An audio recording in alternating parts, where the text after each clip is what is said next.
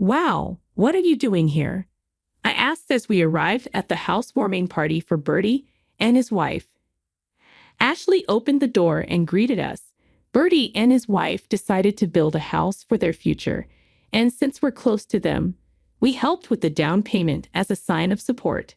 Ashley knew about this and that we were invited today, but her reaction was surprising. She smirked rudely and said, "Well, if you insist on entering. My name is Susanna, a 46-year-old housewife. I live with my 50-year-old husband, Edwards, and our 25-year-old son, Bertie.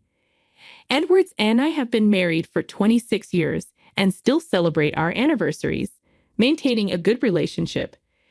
Edwards and Bertie work together at a major automobile company. Bertie introduced us to Ashley, a lovely young woman from his university, and they are planning to marry. We had been worried about Bertie's lack of romantic interest, so we were happy and blessed their union, even though it felt a bit early. Ashley soon joined our household. We lived in a rented house near Edward's parents, but it was cramped for two families. That's why Bertie and his wife started planning to build their own home. We decided to help them with this big step, as we couldn't afford to give them a house like in TV dramas. We wanted to help with the house purchase, so we provided some money for the down payment. At first, Bertie refused, but with our persistence and Ashley's agreement, he accepted our contribution. Ashley was very excited about designing and planning the house. She always seemed happy and in good spirits during the meetings. A few months later, the house Bertie and Ashley bought was finally complete. Thanks to Ashley's planning, the house was finished with all her preferences in mind. Bertie invited us, saying, "We have built a really nice house, and we would love for you to come and see it." So, Edwards and I headed to the new house. Just before we arrived, Bertie messaged us, "I'm out to buy a cake since we forgot one. Ashley's there, so please go in first." I laughed at his usual forgetfulness, but agreed. When we arrived, the gate and garden alone showed that a lot of thought and effort had been put into the house. Even to an amateur, it looked like a well-designed and impressive home. When I rang the doorbell, Ashley answered. From the doorway, I could see vases and a living room sofa from well-known high-end furniture brands. Even though Bertie works for a good company, I couldn't help but worry if they were stretching their budget too much. Ashley opened the door, but she didn't seem welcoming at all. She looked down on us with a creepy smile, seeming like a completely different person from when she lived with us. Her expression had changed dramatically. "What are you here for?" she asked. We were stunned into silence. Ashley sighed and laughed mockingly.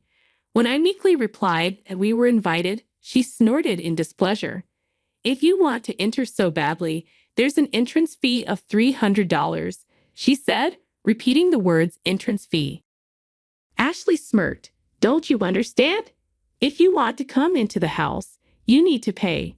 After all, to me, you're just unrelated outsiders. I'm not letting you in for free." Ashley sneered. Edwards and I exchanged glances as she let out a vulgar laugh. Then, with an angry glare, she spat. "Don't act so high and mighty just because you contributed to the down payment. This is our house. I really hate it when outsiders interfere." Ashley's rant left us speechless. It was shocking to be called an outsider by someone we had lived with and considered family. Despite Bertie's initial refusal, it was Ashley who eagerly accepted our generous contribution to the down payment. We never meddled in their house decisions. We just listened as Ashley passionately discussed her preferences. "Are you going to pay or not?" "I'm busy, so hurry up." "No, we won't pay. Tell Bertie we left," I replied, barely able to think straight. Although Ashley had always said, "Let us properly thank you once the house is complete," her current attitude showed she now saw us as disposable. As we turned to leave, Ashley slammed the door behind us. We sent Bertie a message explaining what happened. It wasn't long before he arrived at our house with Ashley.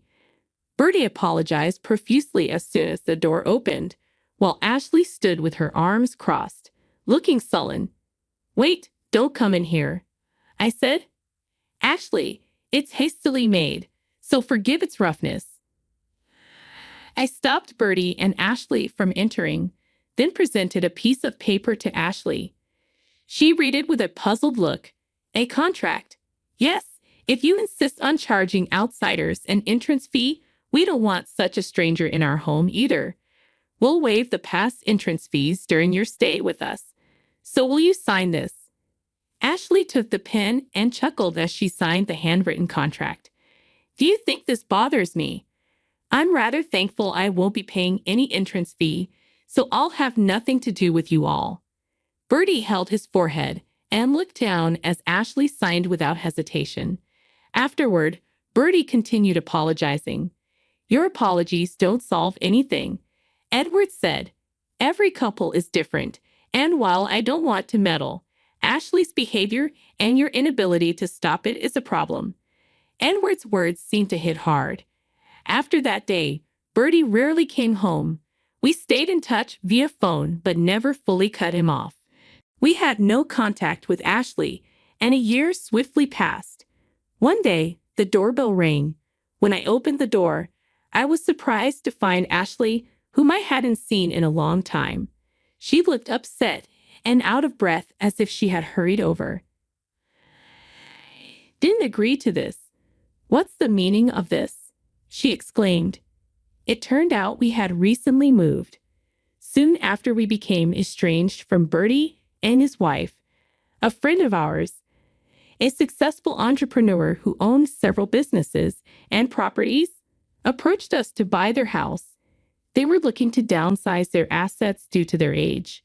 The house, stylish and reflecting our friend's unique taste, was hard to sell despite their other properties selling quickly. It was difficult to let go of this house due to its location and distinctiveness. They implored us to buy it at a bargain price. We had always wanted a detached home, but had given up due to land issues and the fact that Edwards, being the eldest son, would eventually need to care for his parents-in-law. So we had been renting a home near the in-laws. However, the situation changed drastically with Bertie married and out of the house. Edward's siblings agreed to take care of the in-laws, lifting a huge burden from my shoulders. Our friend's vacation home, which we were asked to purchase, wasn't too far from the in-laws. We were familiar with the area and neighbors due to our long friendship. The distinct taste in the home's design didn't bother us, so we decided to buy it. We immediately sent our consent to the friend, who was delighted as they had struggled to find a buyer.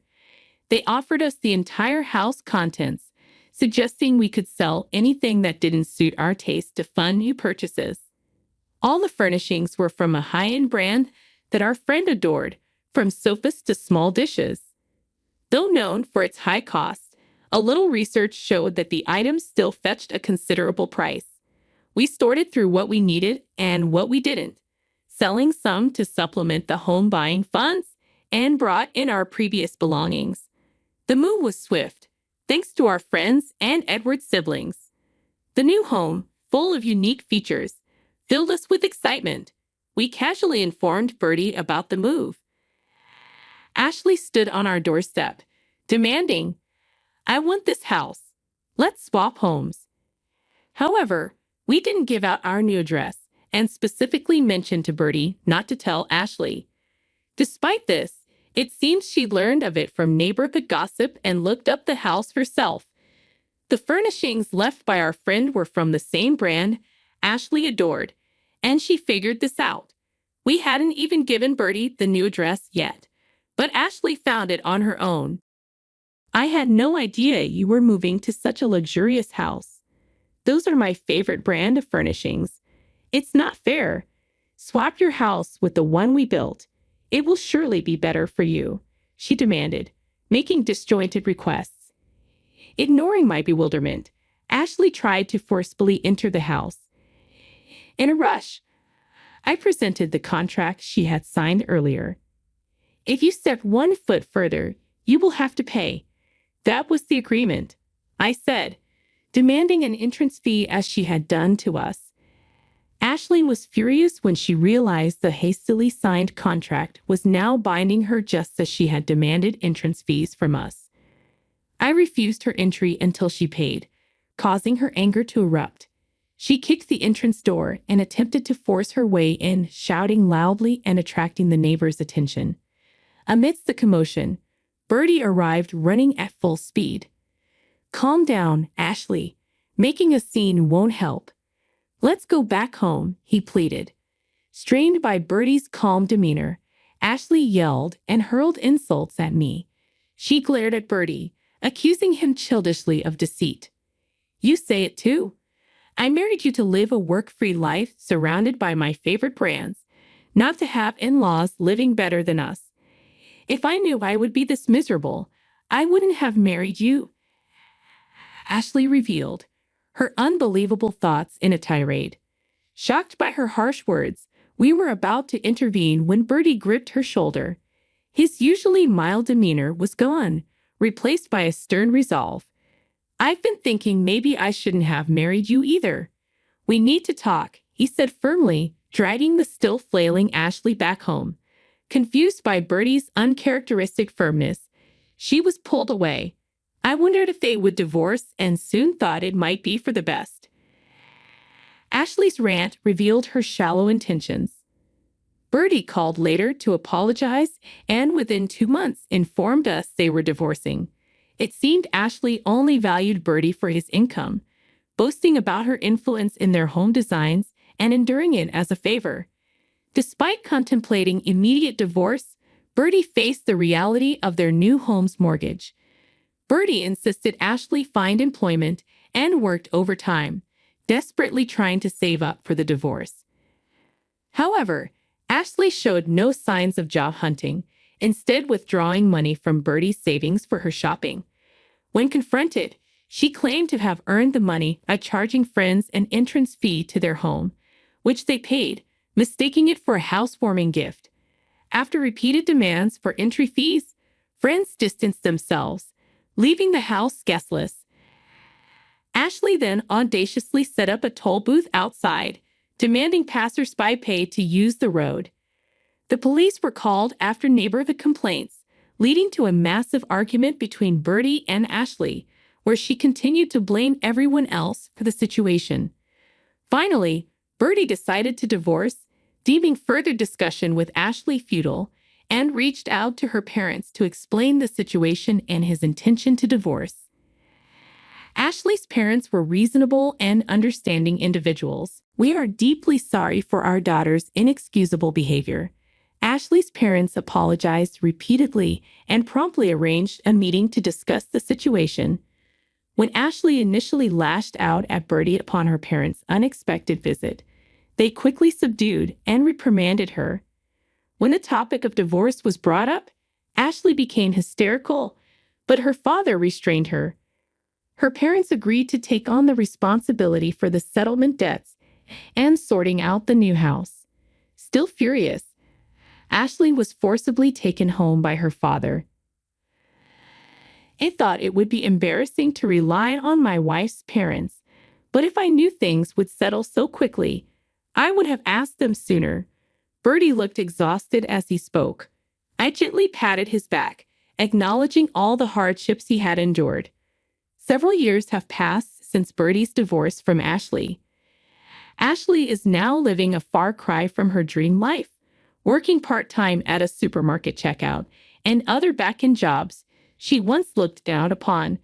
Trying to pay off the debt her parents took on for her, she conveyed to Bertie, "I would like you to repay a part of the debt," pleading tearfully and sharing her own hardships alongside her request.